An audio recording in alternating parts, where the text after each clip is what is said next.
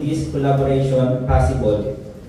And of course, the part of TESDA, we would like to welcome our very supportive Assistant Regional Director, Ma'am Carissa A. Tauma, Multiparlas Tapat District Director, Maria Grace de la Rama, my co-workers, friends, ladies and gentlemen, good afternoon.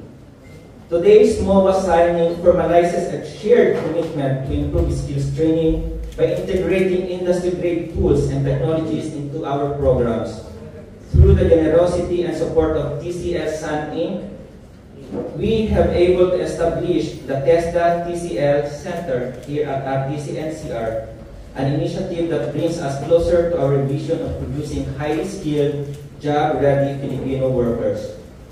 The donation of these TCL appliances and equipment will not only strengthen our HVAC training programs, but will also provide our trainees with